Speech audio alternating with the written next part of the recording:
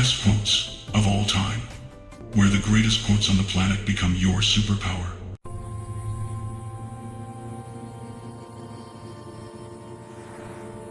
The only place where success comes before work is in the dictionary. Vidal Sassoon. Each person on the journey of growth in life, everyone yearns to achieve success, but not everyone has enough patience and perseverance to walk the entire path leading to it. That saying is like a mirror reflecting directly into our thoughts, stripping away the illusion that success can come easily without effort or sacrifice. Only in the dictionary, where words are arranged mechanically and without awareness, can success stand before work. But in real life, the rule is reversed. To harvest the sweet fruit, one must sow, nurture, and patiently wait. The dictionary represents the world of theory, where everything can be neatly arranged, but it doesn't fully reflect the harsh challenges of life. In contrast, life is like a vast field where sweat, effort, and even failure become fertilizer for success to sprout. The value of labor not only manifests, but also ignites a sense of responsibility toward one's own dreams. Success is not a gift bestowed, but the result of persistence, discipline, and continuous learning. Act before dreaming of glory. When understanding that, people will stop waiting for miracles and instead take proactive steps, each one steady and firm. And it is in that silent journey that the value of success truly becomes complete and enduring.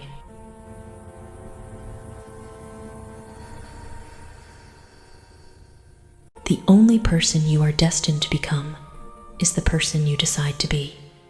Ralph Waldo Emerson. The freedom and responsibility of each individual toward their own life, breaking the notion that destiny is a pre-drawn path where people can only walk within the limits of fate. On the contrary, the saying opens up a vast horizon where every choice, every thought, and every action contributes to shaping the person we become tomorrow. Destiny is no longer a vague force controlling life, but becomes a mirror reflecting one's inner self and will. When we choose effort over surrender, learning over complaint, standing up after falls instead of lingering in disappointment, we are gradually writing our own fate. Just like a sculptor patiently chiseling each stroke, people are not born perfect, but become refined through small yet persistent decisions over time. The spirit of initiative and sense of responsibility. No one else but ourselves has the right to define who we are, how we live, and how far we reach. When understanding that, people will stop blaming circumstances, the past, or others, and learn to face themselves with courage. And it is in the moments when we dare to choose, dare to change, and dare to move forward that destiny quietly shifts towards something better.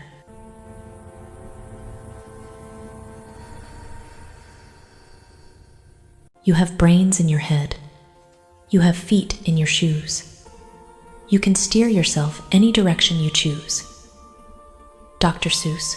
People stand amidst the vastness of life, unbound by any invisible strings except their own thoughts and decisions. The brain symbolizes thinking, will, and the ability to choose. The feet represent action, movement, and experience. When both exist and operate in harmony, people become the guides of their own lives. You are not someone swept away by the flow of destiny, but the one holding the rudder of your life's boat.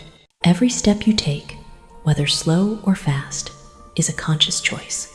You can choose to advance toward the light of dreams or turn into the familiar paths of safety. No one forces you to follow a single path, because the power to direct is already within you, in clear thinking and feet ready to step forward. The well-fitting shoes represent alignment with oneself, with personal values and aspirations. When we understand who we are, what we want, and what we can do, the path ahead becomes less vague. It gives us the belief that we have the right to choose our direction, the right to err and correct, the right to advance in our own way. And in that initiative, people find freedom, resilience, and the true meaning of life.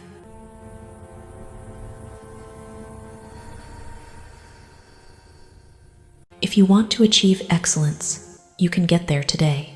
As of this second, quit doing less than excellent work. Thomas J. Watson. It doesn't promise a distant future, nor paint success with vague dreams, but pulls people back to the present moment where real change truly begins. Excellence, in the spirit of the saying, is not a distant title reserved for a few, but the result of small yet consistent choices in daily life, today, not tomorrow, not when conditions are met, nor when circumstances become more favorable. Excellence starts from the moment we decide to do better than what we're doing, even in the smallest or most ordinary tasks. When we stop accepting mediocrity, stop compromising with the habit of just getting by, we have already stepped into the journey of superiority. It is the serious attitude toward every action that draws the line between the ordinary and the excellent. Excellence doesn't come from magic, but from gradually eliminating low-quality elements in thinking and action.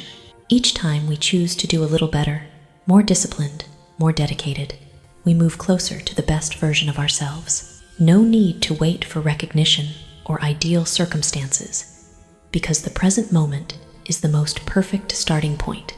And when we truly live with that spirit, excellence is no longer a distant goal, but becomes a habit, a sustainable and proud way of life.